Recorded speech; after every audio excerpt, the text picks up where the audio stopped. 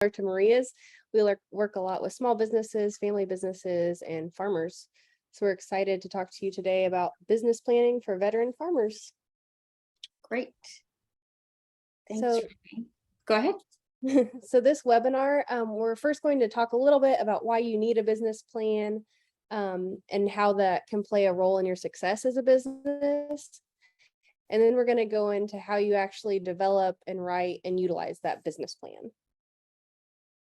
Right. So the importance of planning. Well, using a plan will usually help you identify your goals. Think of it as a roadmap to where you want to be. If you're going to go on vacation and you want to get somewhere, you usually kind of map out how you're going to get there, some logistics. Well, a business plan is a little bit like that, right?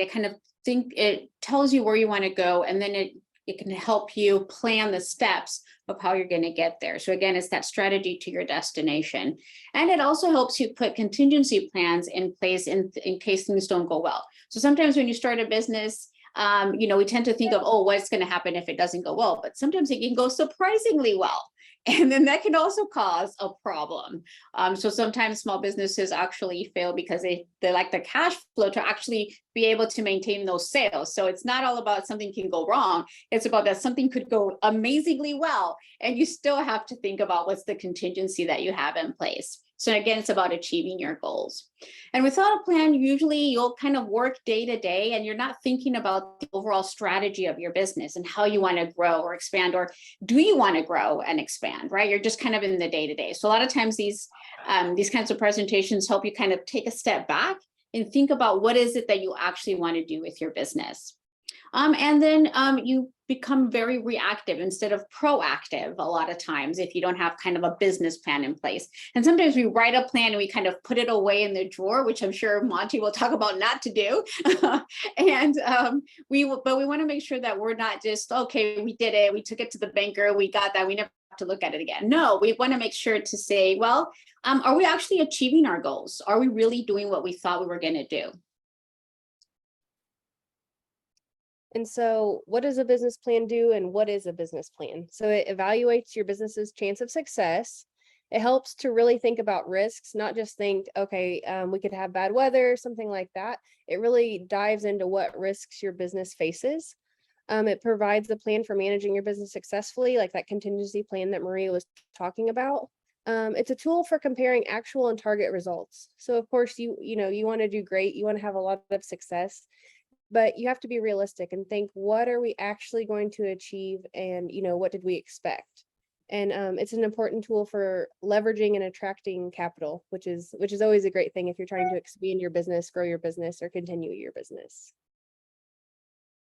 And I always say that, if somebody does, the only people who don't want a business plan are family, friends, and fools, right? So you don't consider yourself any one of those three, you probably still want to have at least something written down on paper. So a business plan really is a summary of like, what's the venture you're proposing? How are you going to actually get there? What are your operational and financial details? The marketing opportunities and strategies. So basically, who wants to buy your product or service? And how are you going to communicate with them? That's what kind of marketing opportunities and strategies are. And then your ability to actually fulfill that. Your ability to actually manage a business, own a business so that it is successful and you get a return on your investment, even if the return on your investment is, I want to make enough money to be able to go to Tahiti every once in a while. That's still kind of an outcome that you want to have when you have a business. And so in general, the business plan, it serves two essential functions. So it guides your company by having a course, a strategy, and being able to follow it. And then it attracts that capital in lenders and investors. It does both of those things. And we're going to tell you how to structure it next.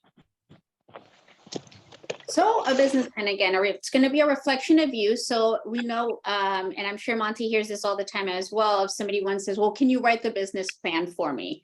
Well, then it's no longer a reflection of you. It's something that I think you should be doing. So you really want to make sure that you're writing it yourself. And you have to think that a business plan doesn't have to be a 30-page thesis of what you're going to do. It can be written in bullet points because it's basically a process for you to think about, again, how you're going to manage that business, how is it going to be financially viable? What are the products and services you're going to sell? What's your competitive advantage? So why does somebody want to be your customer, right? Those are the things that you can bullet point. It doesn't have to be these long, paragraphs full of stuff. And sometimes I see those and there's a lot of fluff in those business plans. They have like long-winded text, right? And you don't get to the point of what is it? Why do you really want to be in business? So again, it's the real value is the process. And we did some research that showed that people who wrote these plans, and they could be very formal or informal, but they had some kind of planning process, were much more likely to actually start their business. So it's not even about being successful, it's that the planning process gives you that certainty or confidence to actually get started.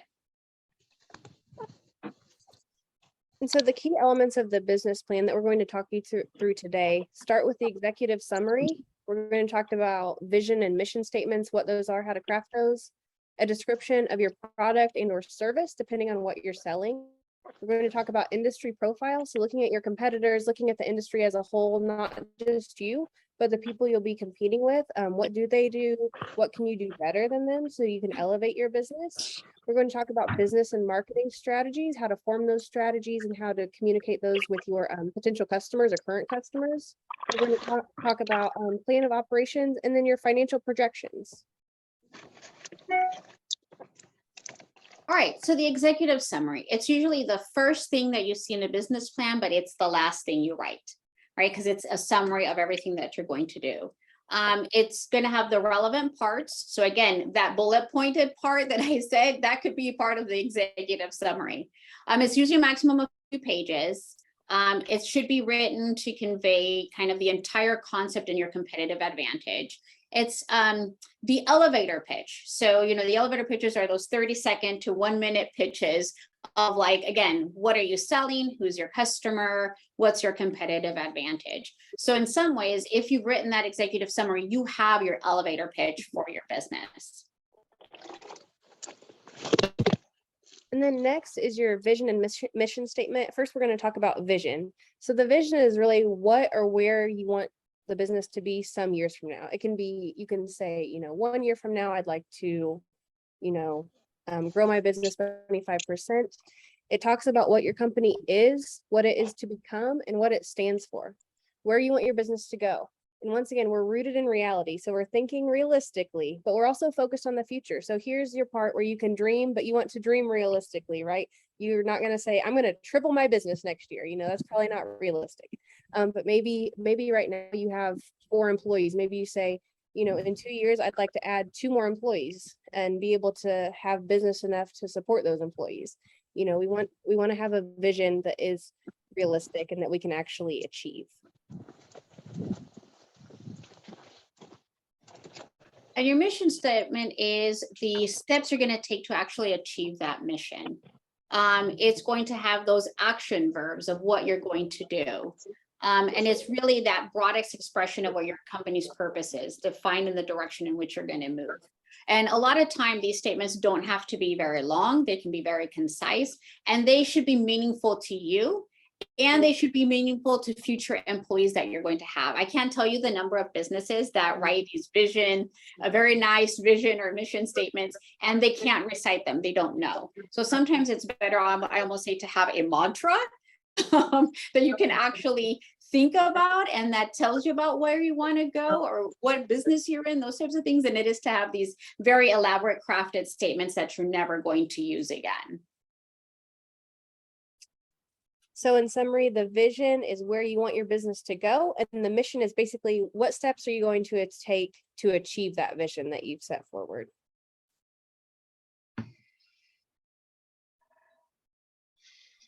Okay, so the next part is description of product or service. So this is where you explain how your customers will use or your product or service, or what the product service is. So if it's a farm, what are the products of your farm? What makes what makes these products unique?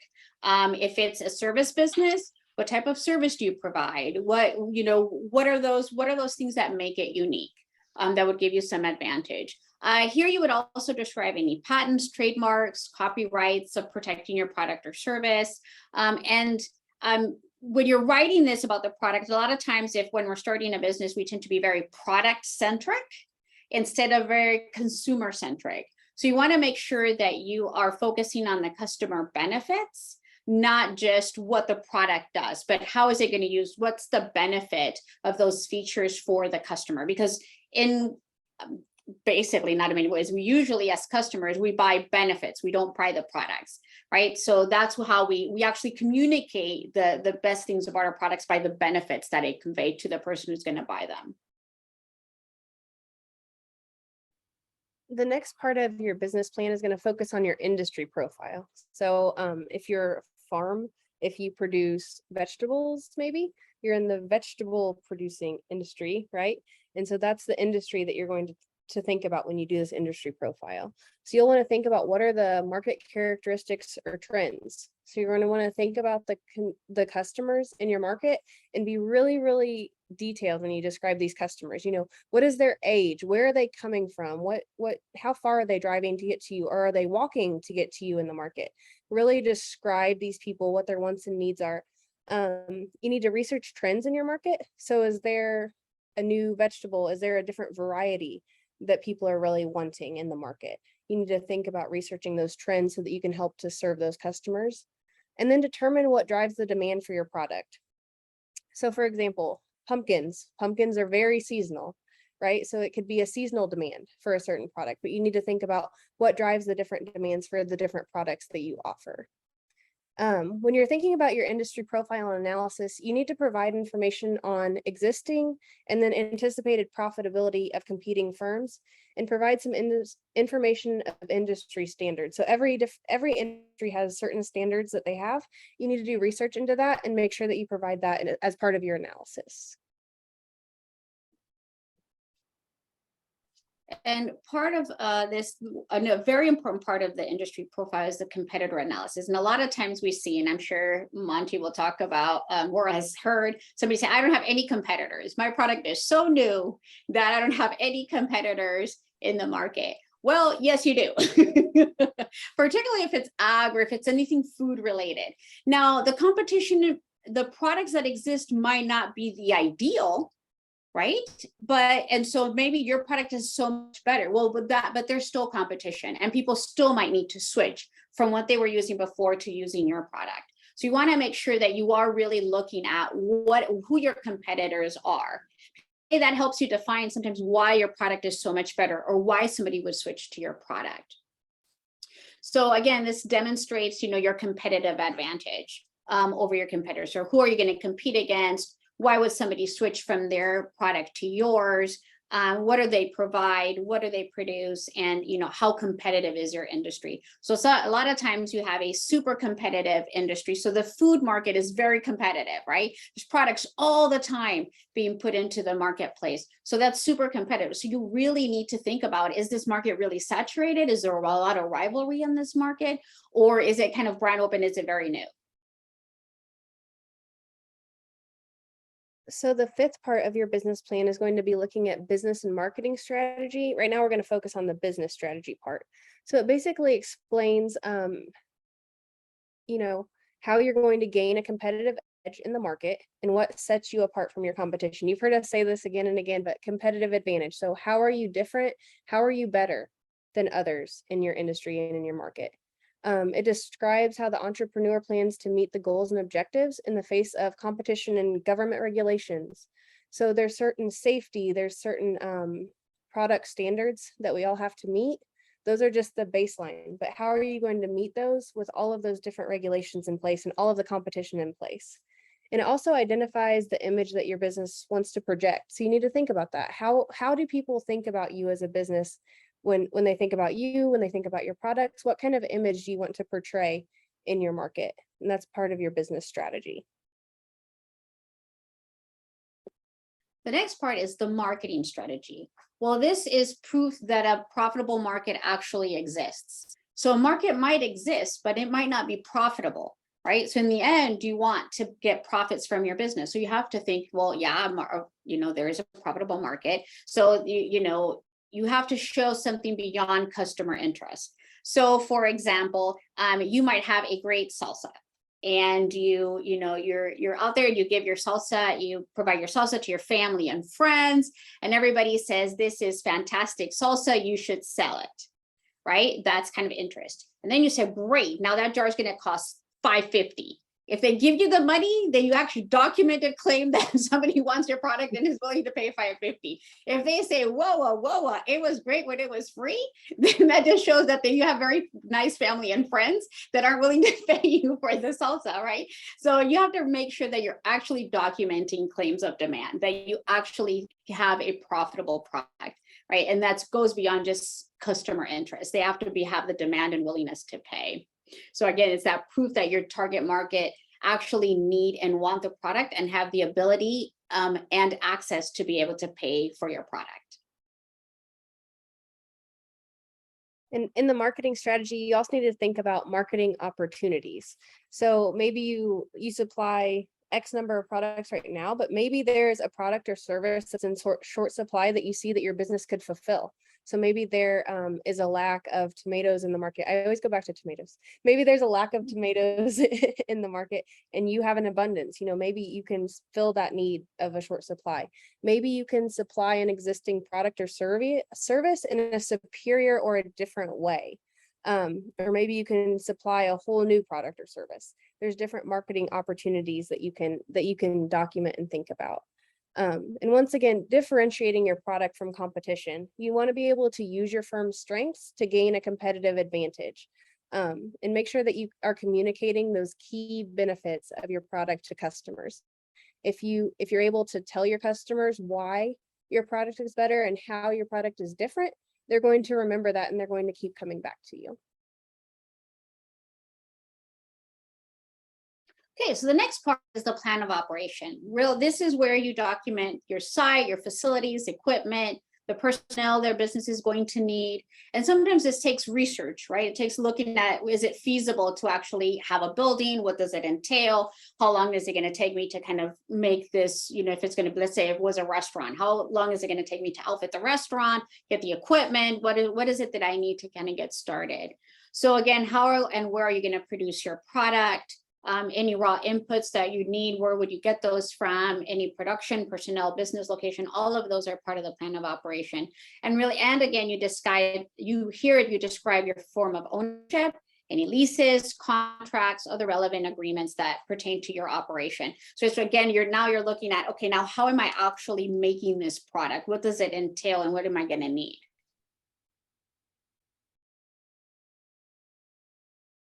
You also want to construct an organizational chart. You've probably seen these where you have, there's one person here and then two people, and then it kind of forms a triangle, but it documents who's on your team. You want to make sure you document management positions and also job functions and descriptions. We could have a whole webinar on job descriptions, but job descriptions are really important. Consultants needed. So you want a team behind you who's going to support you when you need different things.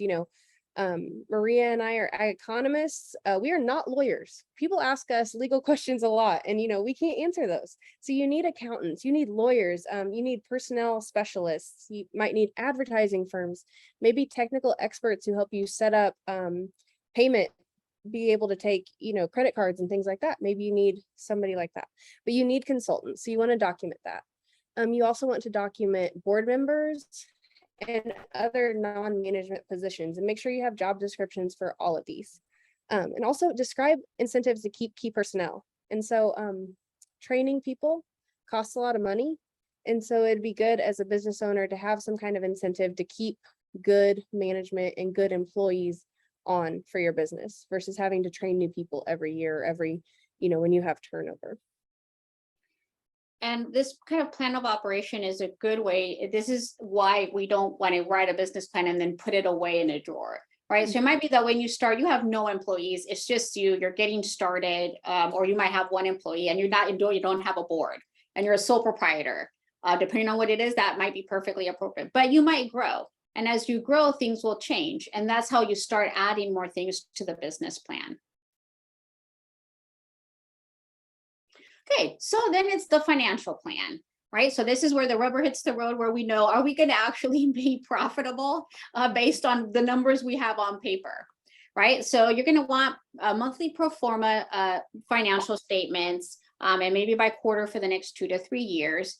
And in some ways, these are your best guesses of what's going to happen, right? You're going to say, well, I think I'm going to have this many, by the research, I might have these many customers. I know I can produce this much, and this is going to cost this much to do, right? So you have an income statement, a cash flow statement, and a balance sheet. I always say of those three, to me, the most important one is the cash flow one, because without cash flow, you can't really operate, and you can make anything look good on an income statement.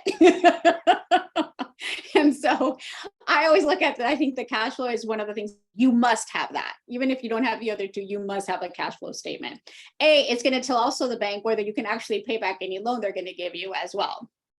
So, and then you want to have 3 sets of forecasts. You have optimistic, most likely, and pessimistic.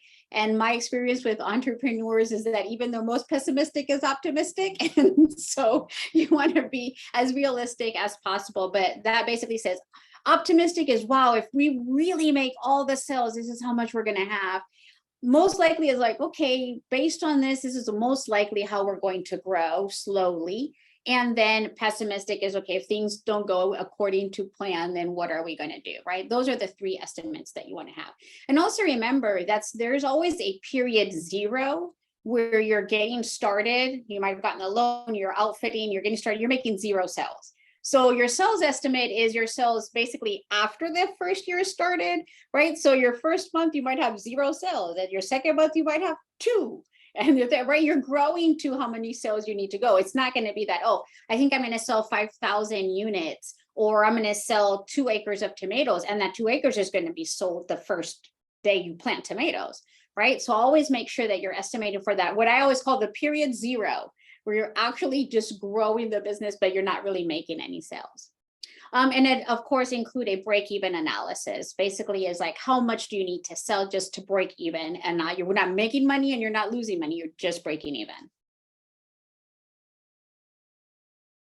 So the next part of your financial plan goes into the request for funds. We've talked about investors and lenders, but when you have a request for funds, you need to state the purpose of the loan or investment. So why do you need the money that you're asking for?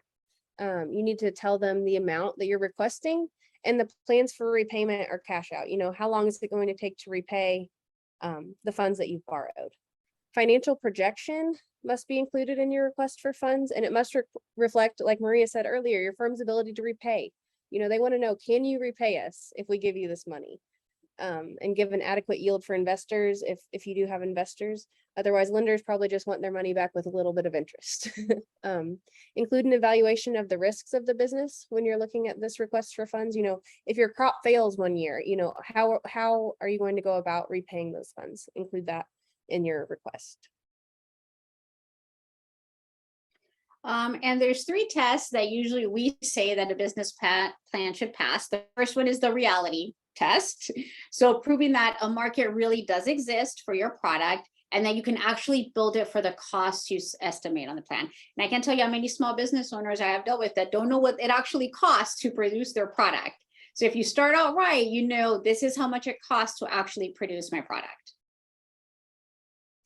The second one is the competitive test, and it basically evaluates your company's position relative to its key competitors and management's ability to create a company that will gain edge over its rivals. So that competitive advantage that we've said, you know, how is your product different? How is your product elevated from other competitors in the market?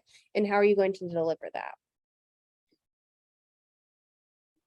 And the third one is the value test, proving that you actually are going to get a return on investment. That you have a high probability of repaying your loans and making a profit. And really, basically, that's for yourself. Because whether you get a loan or not, you want to make sure that whatever you're investing, you are going to get it back. Whether it's to break even the first year, but eventually you are going to get a return on investment for your blood, sweat, tears, and money. And then we have a few tips on preparing a business plan, and we can talk a little bit about a tool that we have that's free for you to utilize as well. So any claims that you make in your business plan, make sure that they're backed with facts. Don't avoid generalization. Don't say everybody wants to buy my tomatoes. Nope, everybody does not want to buy your tomatoes. So let's support these things with facts and don't generalize everything. Avoid overusing industry jargon to customers, to lenders, to investors. in your business plan, you don't want to use a lot of industry jargon. Make sure that it makes sense to anybody who's on the street that can pick up your business plan. Make sure that they could read it and they could say, okay, I understand where this company is going and what they want to do. Make it interesting.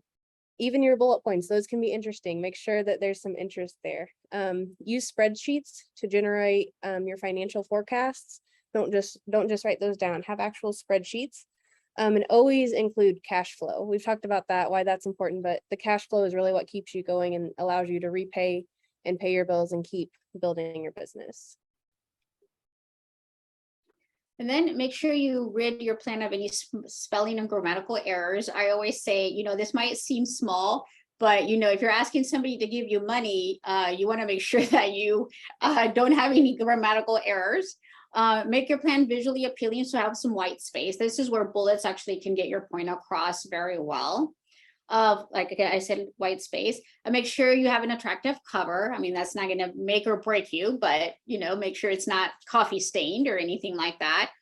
Include a table of contents. And again, write in this conversational style with bullets. I think bullets are underestimated when it comes to business plans. So I think that wraps us up, but do you want to talk a little bit about Inventure, Maria?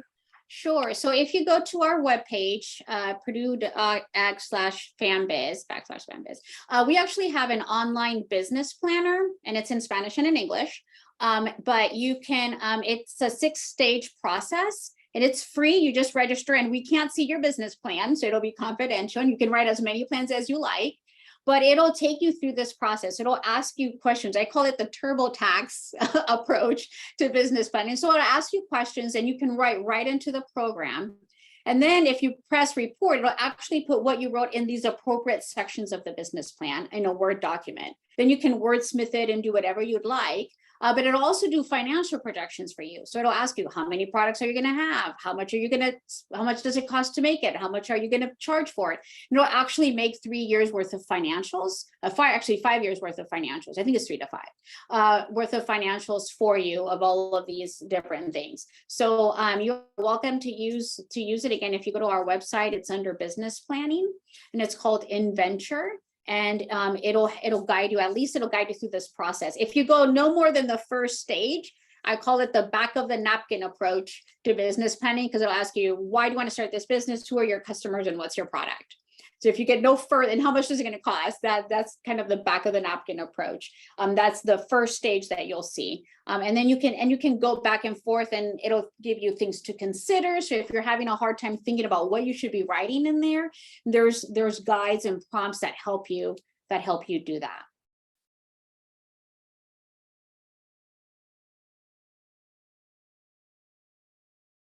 Okay, with that, I'll stop sharing, and then if anyone has any questions, if not, we'll go ahead and turn it over to Monty.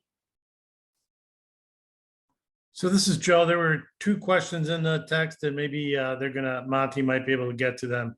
And Miranda wrote, I would love to open a business, but I would like to be able to really understand what having a business actually entails.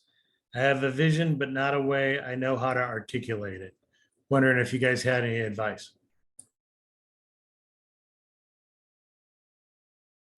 Well, if you have a vision, I think starting off with what is your product, right? And what are you going to sell?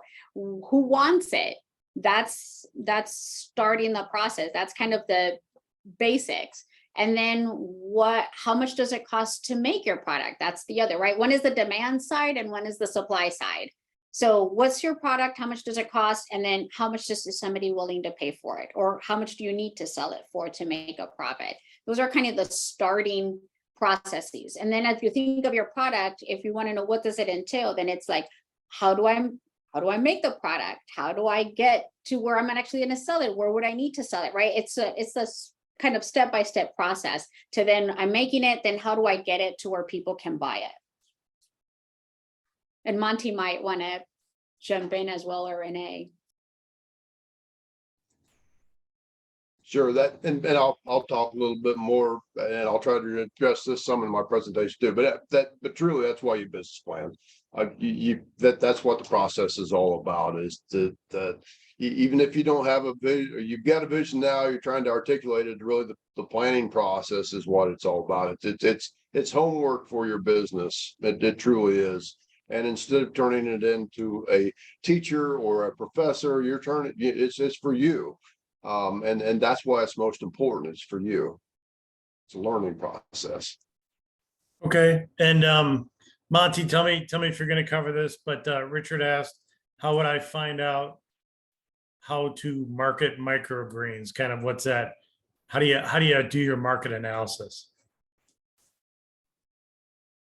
Sure, and microgreens are relatively popular right now. It's kind of a new thing, but it's not that new. So yeah, there's some research and some data, and there's some comparisons. So we could probably find out what some other people are selling microgreens for, and then develop a strategy on whom to sell it to. And so there's a lot of legwork with that type of product. But yeah, we could find out by exploring the marketplace, where you're at, who are the buyers, what's the going price, and how can you make a relationship and a contact and a contract to sell your greens to.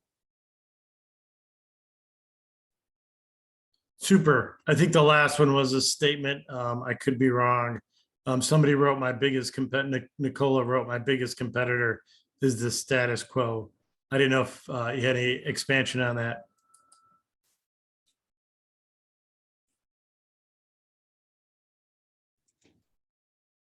I will say that if you said that to a banker, they will go bonkers, because bankers are very, very, very conservative, and they will have a hard time lending into a marketplace for a business that is not something that they feel comfortable that they will get repayment on.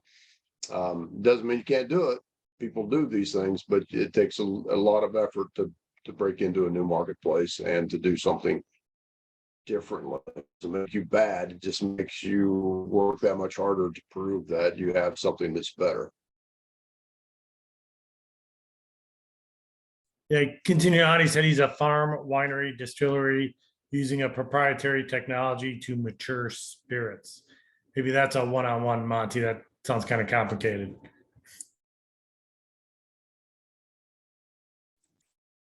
Sure, yeah, we can talk about that. And absolutely, there are proprietary processes out there that can be investigated. I will always say that be careful about patents, because it may not be exactly what you want. You might pay a lot of money for a product that doesn't end up being in the marketplace.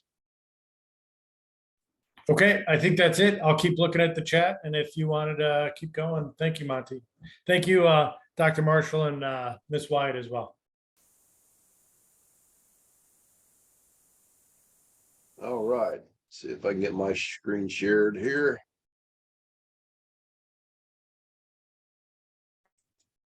There we go.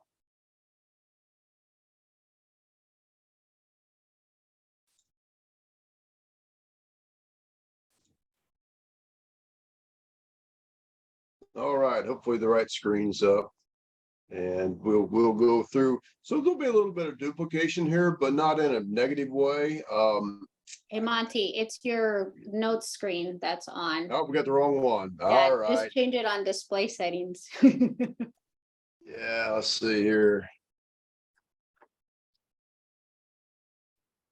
Just changed over computers the other day, and I'm still getting some functionality down here. If you go to display settings up at the top there that I'm seeing on your screen that you're sharing with us, you can, I think you can choose which one to show.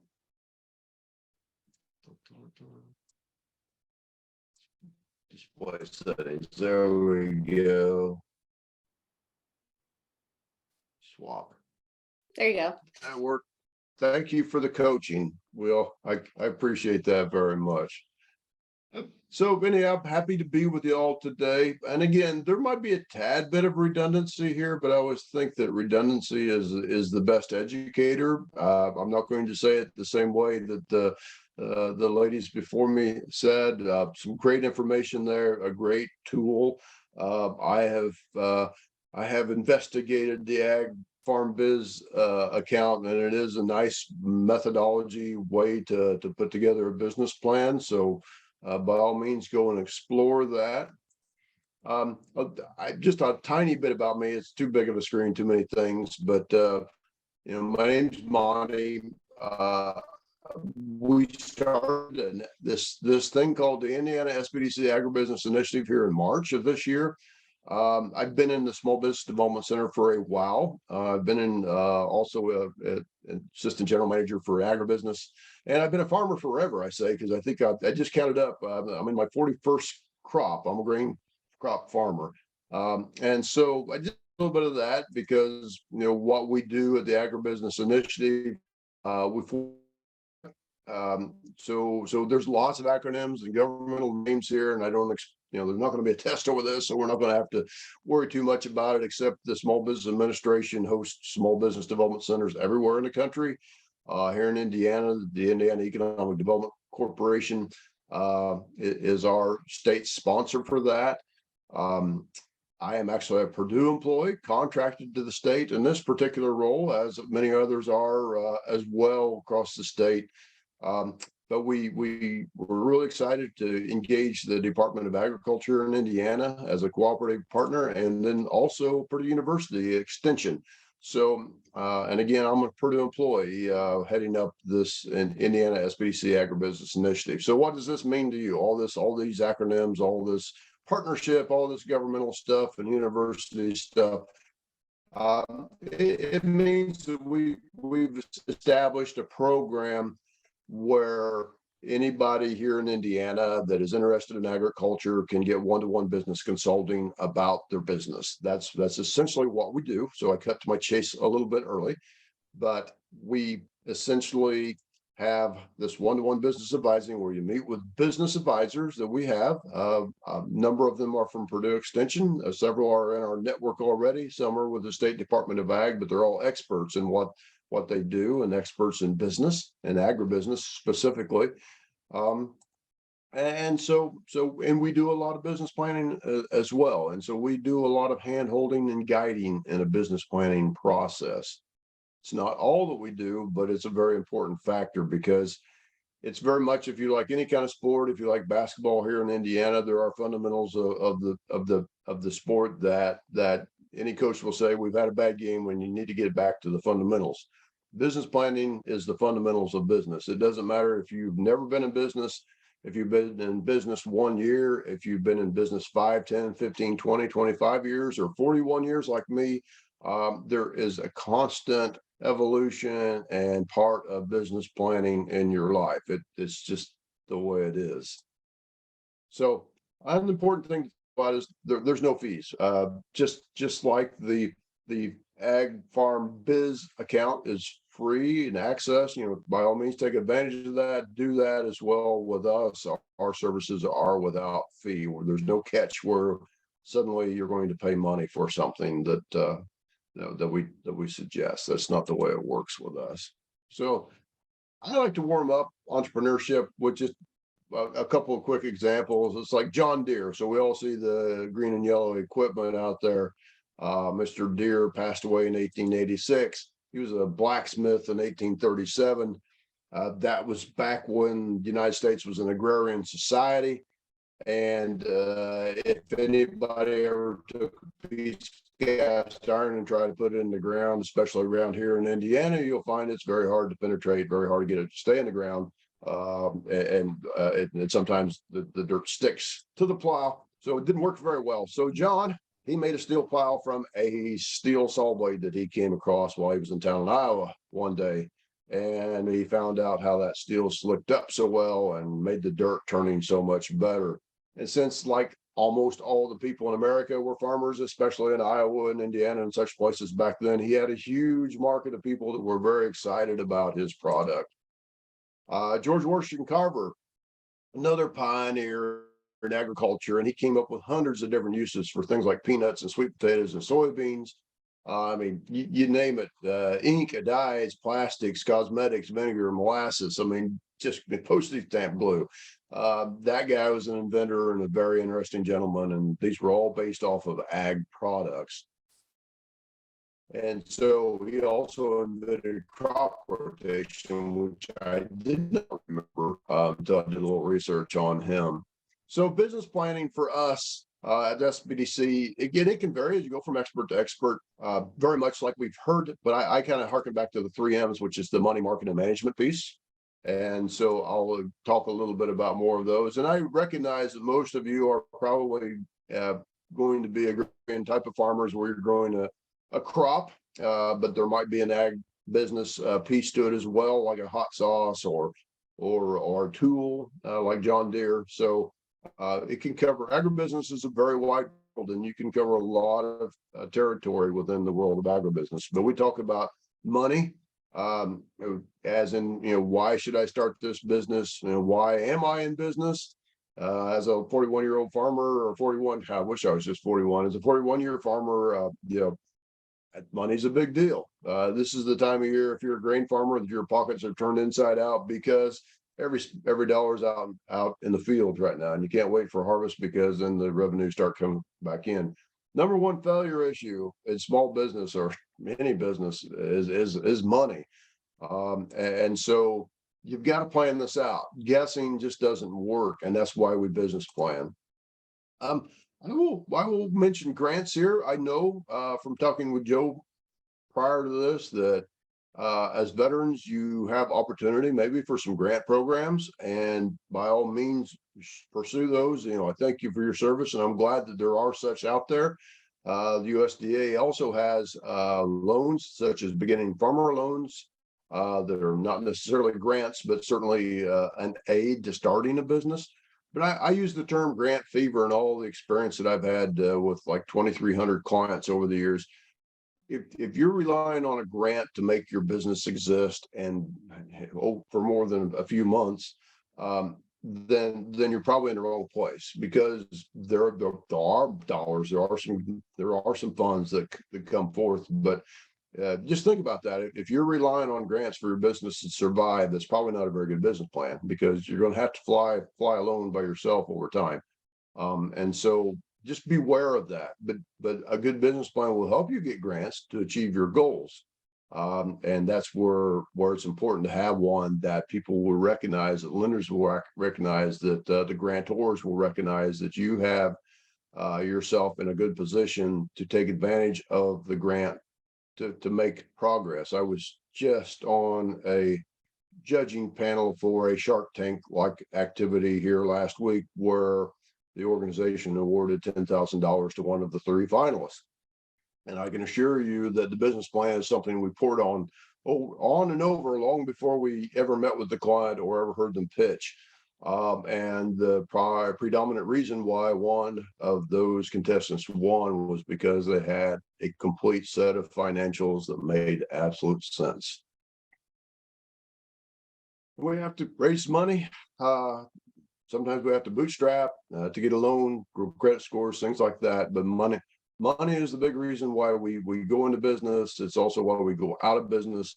And as was mentioned before, that cash flow is king. If you can't pay your bills and keep things going, then even the best businesses can have cash flow related issues. And if you're borrowing money, 10 to 20% down is a typical payment. So one word of advice that so many people that are early in business do, they say, oh, I've got $50,000 to start this business, that after I business plan, I really need, $250,000 to make it go. And they will expend that $50,000 on ordinary things. And then the bank will say, well, what's your contribution to this project? We need at least $50,000 of that, and then we'll fund the other 200,000. And they've already spent the money on things like inventory or seed or things that they cannot lean against. And so it's always very good to plan before you spend any significant money on your business. And there are different loan opportunities from different lenders. Just remember that one lender may turn you down. Some lenders don't even do ag loans. Others specialize in them. So there's cash flow. Again, I couldn't leave it alone. I gave Maria the thumbs up earlier. Here's an illustration. I actually use a template almost identical to this for my farm. I need to get a little more of a farm example in it, but this is what a month by month cash flow looks like for a year.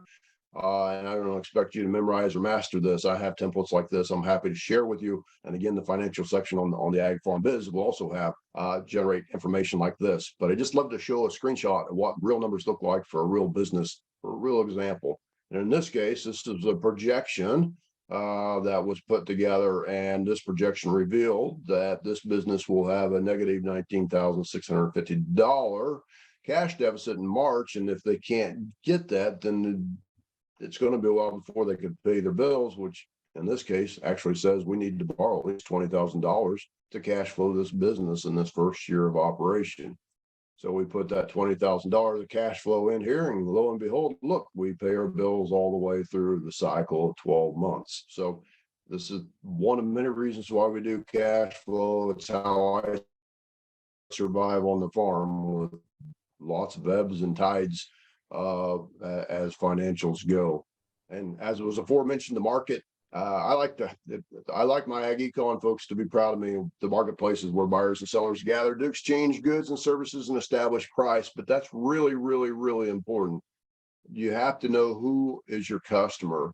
If you don't, it can be very challenging. Now, if you're going cash corn and cash soybeans, and you've got grain terminals that you're going to deliver to, the co-op down the road, you know, that's one thing, but we still need to know what the prices of those are. I mean, I can grow corn on my farm, and I'm not going to get any more money than my neighbor will for that price of corn. You know, that's a commodity market. That establishes the price. If we're going to do something outside of the status quo, then we're going to have to find contracts, people interested in growing specialty crops or other types of things. But and especially then, if you're creating new ideas and new products, you have to find out where you are in that marketplace. Yeah, I love layman's terms, and this sets it up for marketing. Who's going to buy your stuff? Who is it? Who's going to pay you money for what you have? What differentiates your products from others? You've got to know your customers. You just do. And again, especially if you are doing fruits, vegetables, especially in niche markets, those type of things. Yes, you might see others. You might run down to Carmel and go to a farmer's market. I have a neighbor that actually has a brand of sweet corn down there, and he gets a tremendous price for that. But he also works very, very, very hard to have absolutely perfect unblemished corn to get that premium price with. And he grows corn the entire season, and he knows his customers very well. And their customers come back to that brand over and over and over again.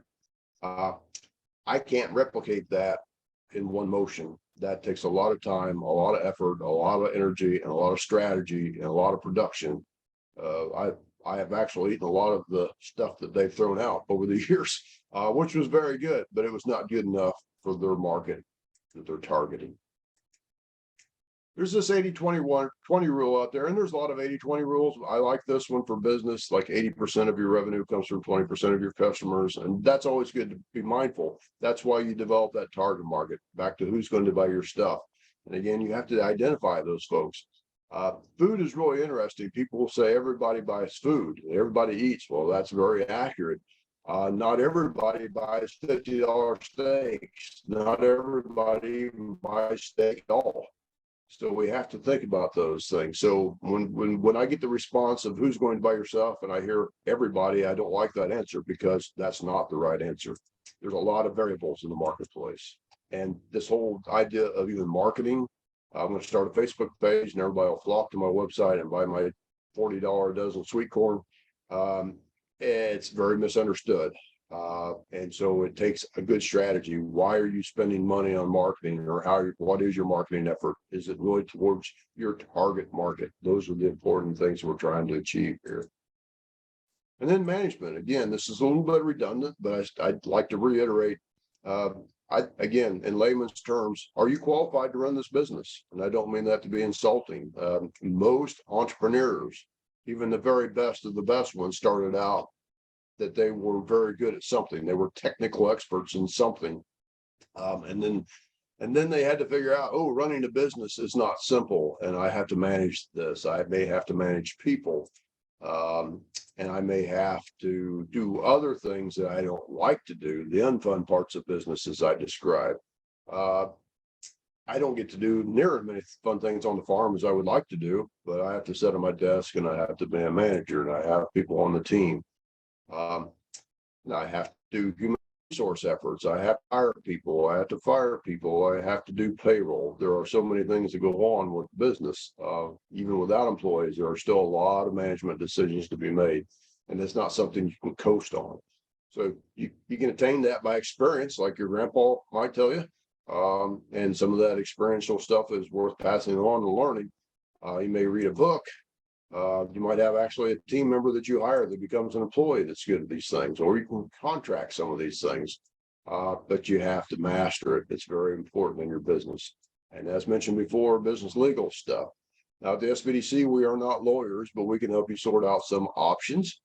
And I like to mention here as well that if your net income is going to be enough probably to feed your family or feed someone's family, you should heavily consider a a limited liability company to organize, or a corporation, or both limit your liability and have tax saving opportunities. And those are things that I could spend. That's another workshop all by itself as well, but we can talk about at the SBDC.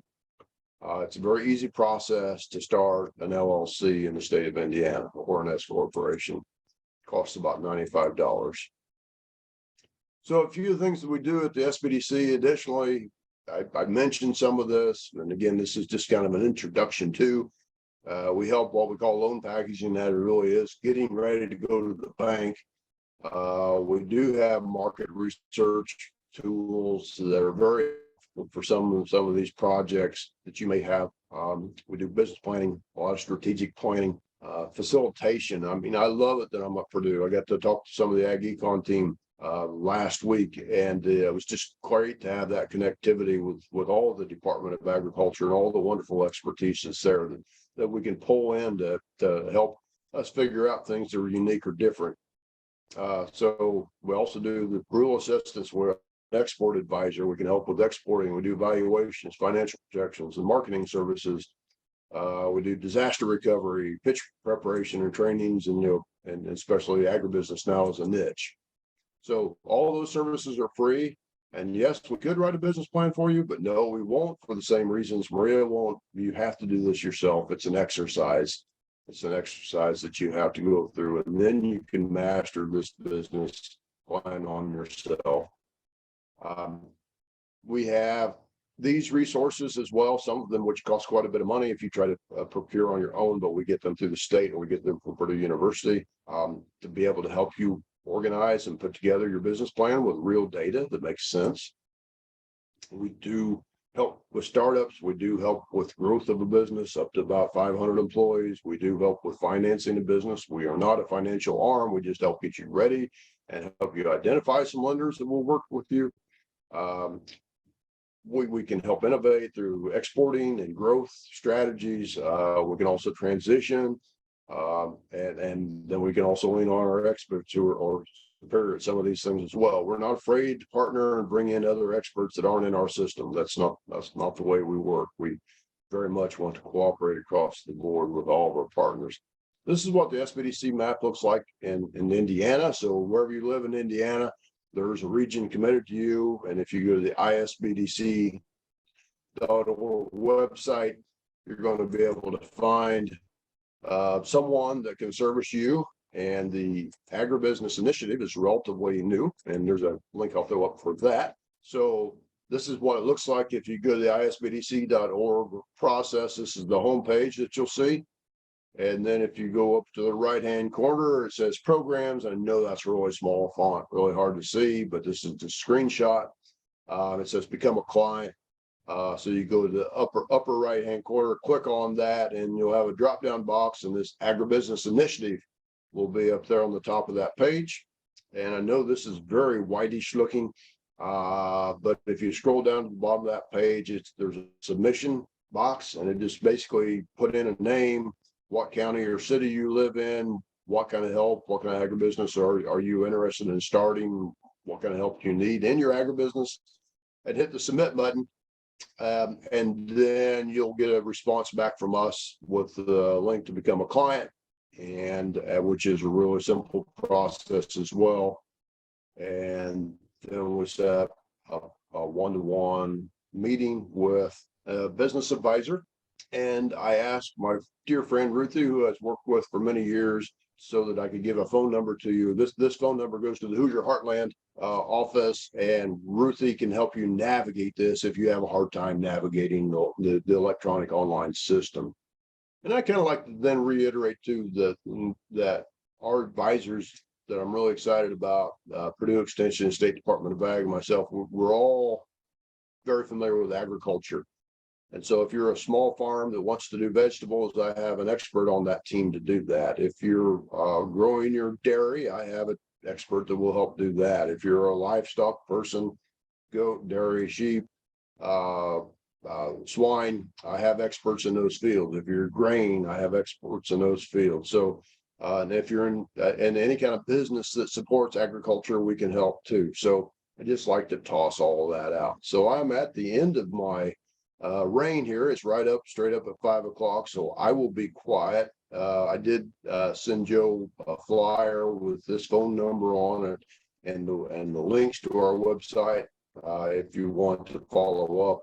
And again, what we do more than anything else is do that hand holding, that coaching to get you through that business planning process. Yeah, thanks. I'll post the flyer probably on a blog in the website and also through Facebook. And I may shoot it out by email to everybody that's registered. But any questions from anybody out there?